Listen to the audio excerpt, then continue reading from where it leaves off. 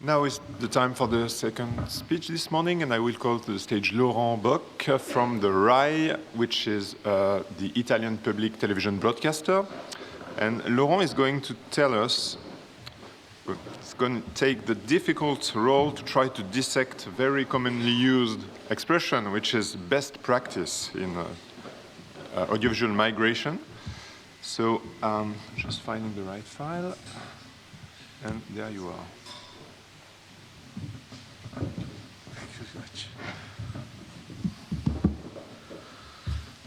So, thank you. After this very nice presentation, a short discussion labeled as philosophical by Etienne. I would translate philosophical when we don't really know what we are saying. So why this discussion on best practice? The time. Audiovisual archiving is changing now. There is all the discussion about migration. Migration is about, should be about to be over. And so media preservation becomes digital media preservation. And what about the models and the workflows of digital media media companies that now are named digital media companies? Models and workflows are shifting towards new paradigms. So, what is going to happen to our media preservation best practice in this changing world? We will see. What they could be if we call a function media preservation best practices with a number of parameters, what would be the result? We don't know. But before practices, there is an adjective. Normally, it is best. So best practices.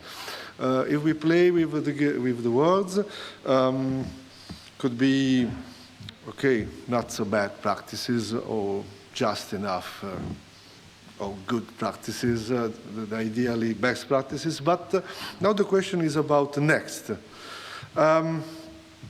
What next? Could be the next practices, the one which will follow this time, or it could be the next best practices. So in a ranking, not exactly the best, but the one that are second in the rank as best practices. Interesting question. Another question, sorry, comes from discussion. We have a coffee machine sometimes or in informal meeting, and this is the result. Are the best practices the same everywhere? So if we have a map of the world, can we think that we could have the European best practices, Latin American best practices, and so on? Are there any reason to have different best practices? So I don't give the answer, of course, but regional best practices in that sense, well, to me, doesn't make much sense. However, we will see in the following of the discussion that some details may change. Comparison between benefits of adopting best practices, or at least of thinking about best practices, and on the other side, what if you don't? So, best practices give reference guidelines, reliability, hopefully, of your media preservation work, longevity of that work. So not only the content, but the effort you have done for preserving it. And this is one thing that is important to me is if you are compliant to something, well, you have a negligence defense. If something goes wrong, you can say, okay, maybe something happened and went wrong, but at least we have followed a defined protocol.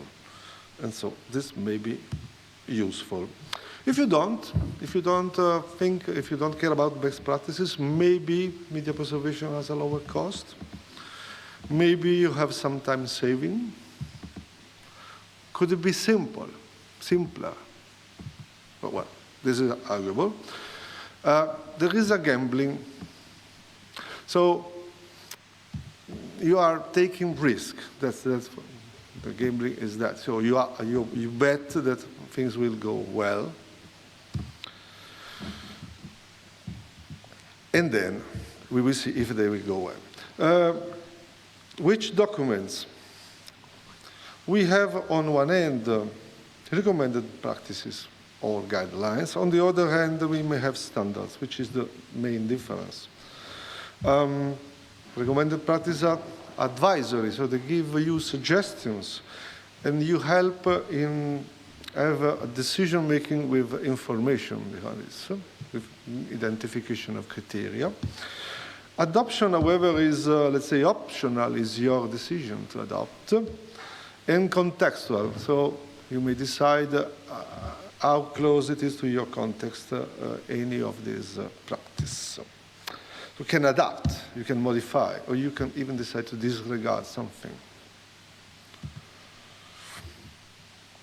On the standards, well, standard is more strict normally. There are mandatory specifications, even if the specification themselves can suggest something this is recommended and not mandatory, you know. Standards look at having uniformity and compliance, so all doing the same. And adoption sometimes may be non-negotiable or legally forced even. So someone develops standards, and then the law of a country or a whole continent say that if you do that, you must follow that recommendation, that standards. So this is the difference between recommendation practice. I promise not to spend too much time on this, because the idea is that afterwards, if you want to find those references, it will be easy to do. So we have, there are not all recommended practices for media preservation. There are some. So IASA, Technical Committee, deliver a lot of recommendation. We also have, for instance, the Digital Preservation Handbook. And why not to mention, well, after Library of Congress, of course, the FIAT-IFTA guidelines produced by our Preservation and Migration Commission.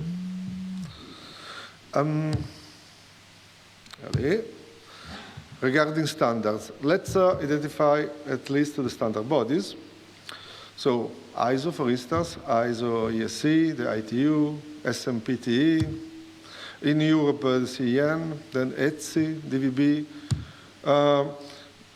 I have to mention a couple of standards that already have been mentioned yesterday. OAIS, for instance, and the other one was ISO 16363. Both comes from space data and information practices. Other, just to remind that we are looking at the past in preservation, so we also have to look at the old standards. For instance, the encoding parameters for digital television at time of standard definition, or the one for HDTV, or the new encoding, new and less new encoding standards. So those are related especially to format, file formats, not to practices. Let's go. Can we think of a best compromise or middle ground? Maybe. So is there the possibility to have 80% of protection with only 20% of the effort? This is what our managers always ask. So maybe we focus on something, the number of copies, common formats, something about content organization, which tools to use, identify at least identify criticalities and track them, the big one at least, priority of intervention. But then there is the problem of risk assessment. So what is risk? My preferred definition is the probability of something multiplied by the impact if that something happens. So a negative event as a probability, maybe is a low probability, but what could be the consequences if it happens? Okay? And once you have done the first risk assessment, you should define mitigation strategies. So there will be a lower risk, residual risk, after that we have put in place some mitigation strategies. Going to talk about a number of areas very quickly. So first one is physical preservation. The typical is climate control. Physical preservation is about film, is about magnetic media, and is about any media. It's not only store, it's also about moving things and checking that the conditions are okay. Which are the threats? Well, for film, maybe the main one is the vinegar syndrome. For magnetic is this one, the sticker shed syndrome. What happens if you don't? If you disregard those recommended practices? Well, content gets out faster. You have to digitize earlier. And digitization will be more difficult or end with worse results. The last one is you can lose content. Then another one, redundancy. This can be, there are a lot of versions of that one. For instance, the 3-to-1 rules, having 3 copies, having 2 types of technologies, having 1 copy of site, and then good luck.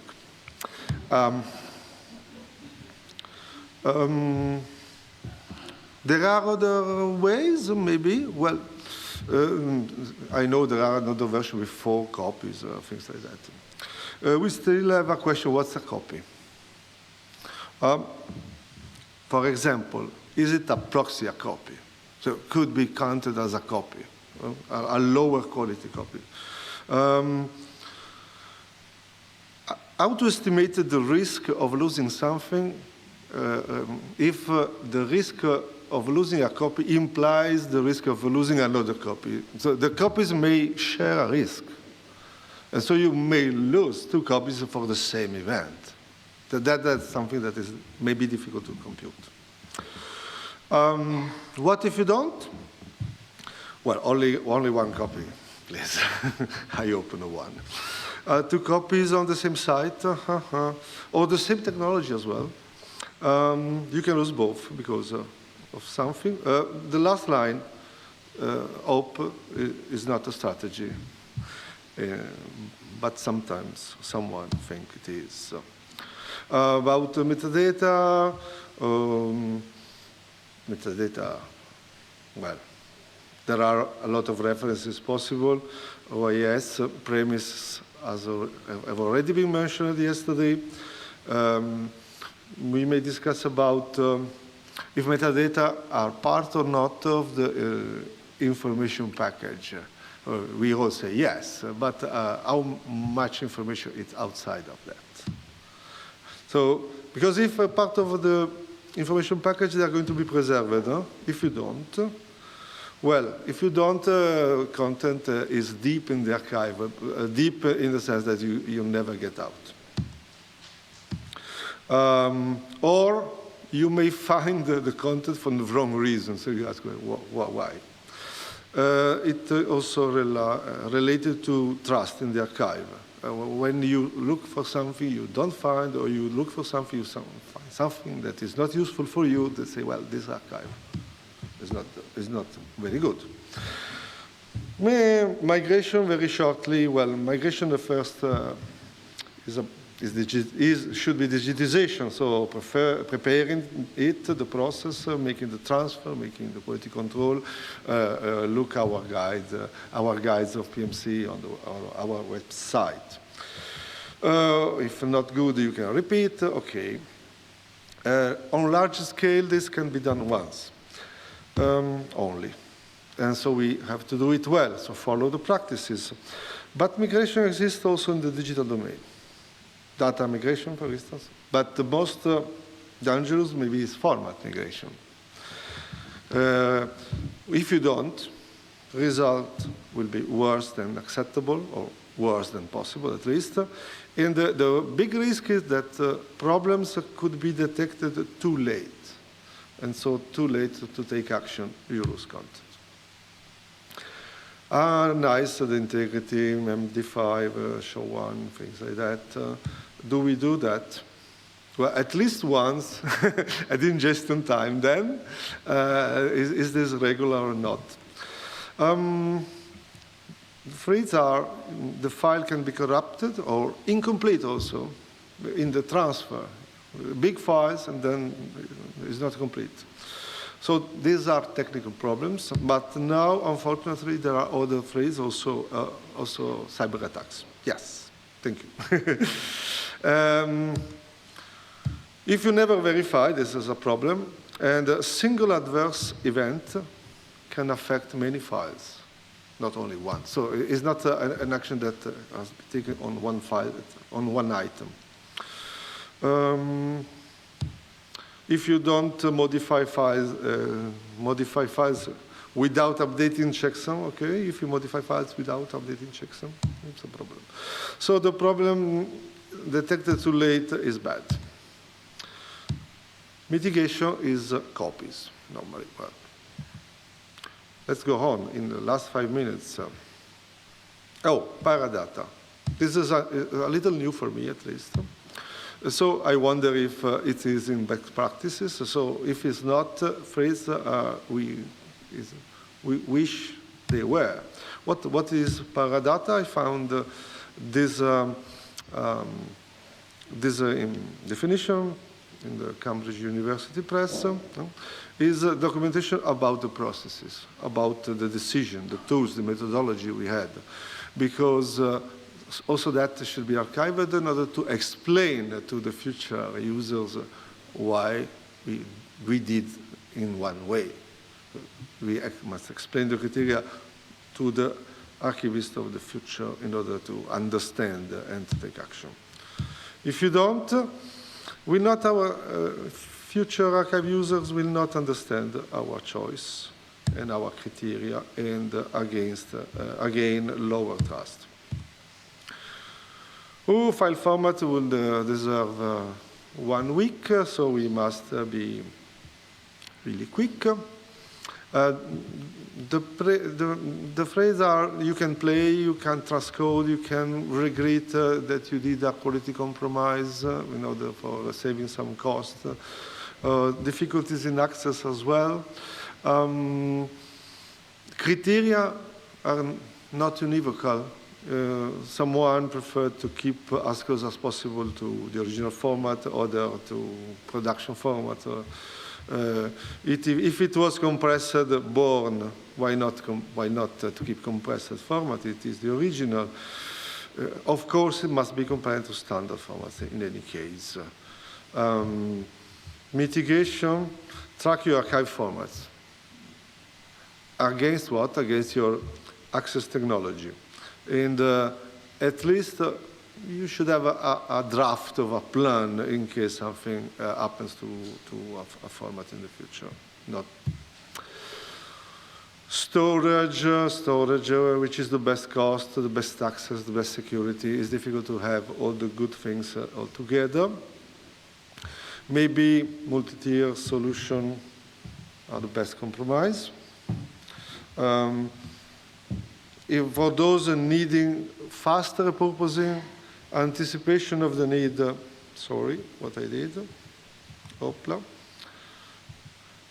Anticipation of the need will help. And check consistencies with 3-to-1 rules.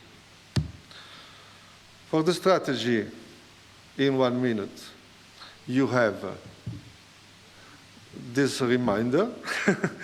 So go and see. What if you don't? If you don't have a strategy, you just have a storage. Maybe you don't have an archive, and some content management product, yes, but it's not easy to call it an archive. So the end is that we had some adjectives here. Okay, not a strict checklist. What matters? What matters is making informed choices about what? Risk. And risk must be assessed. Quality, content value, access, cost, and trust are things that matter. If these choices are not explicit and documented and checked over time, media preservation becomes more fragile. Well, 1 minute, it was 1 minute. End of the story.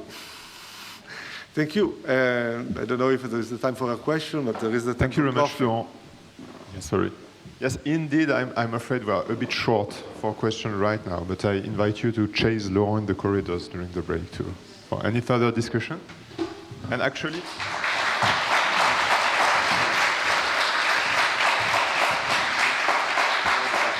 No,